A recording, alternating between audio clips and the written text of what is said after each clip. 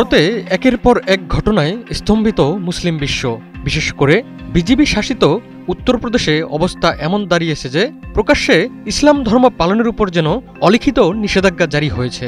যোগী আদিত্যনাথ শাসিত রাজ্য উত্তরপ্রদেশে একদল ছাত্র নিজ বিশ্ববিদ্যালয়ের প্রাঙ্গণে আদায় করেছিলেন নামাজ, সেটি যেন কাল হয়ে দাঁড়ায়। প্রকাশ্যে নামাজ আদায়ের জেরে সেখানকার এক ছাত্রকে গ্রেপ্তার করে পাঠানো হয় জেলে, বিশ্ববিদ্যালয় থেকে করা হয় বহিষ্কার। ঘটনাটি ভারতের উত্তরপ্রদেশের মিরাটের। সেখানকার আইআইএমটি বিশ্ববিদ্যালয়ের এই ঘটনায় সৃষ্টি হয়েছে তোলপাড়। হিন্দুদের হোলি উৎসবকে কেন্দ্র করে গত কয়েকদিন ধরেই ভারতের বিভিন্ন অঞ্চলে চলছে উত্তেজনা। তারাবির নামাজ চলাকালে পুলিশের সামনেই মসজিদে হামলার অভিযোগ উঠেছে।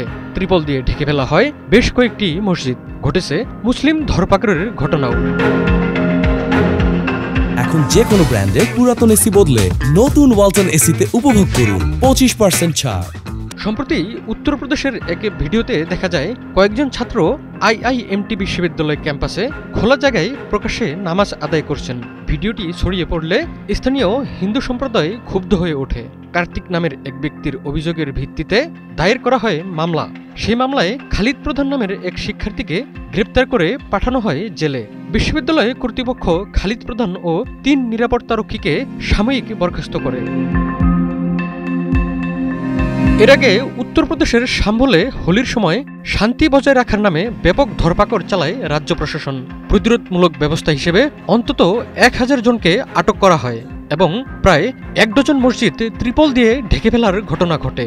শহরের ঐতিহাসিক শাহী জামে মসজিদ সহ বেশ কয়েকটি মসজিদের বিরুদ্ধে হিন্দুত্ববাদী গোষ্ঠীগুলো প্রচারণা চালিয়ে আসছিল। মূলত সেগুলোর উপর ত্রিপল দিয়ে ঢেকে দেওয়া হয়।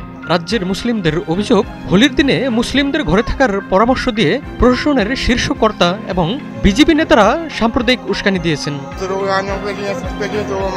উত্তেজনার আঁচে লাগে মহারাষ্ট্রেও। সেখানে মসজিদে তারাবির নামাজ চলাকালে কাঠের গুঁড়ি দিয়ে গেট ভেঙে ফেলার অভিযোগ ওঠে। হোলি উৎসবের সময় কোঙ্কণ অঞ্চলে অনুষ্ঠিত বার্ষিক সিমগা শোভাযাত্রার সময় ওই ঘটনা ঘটে।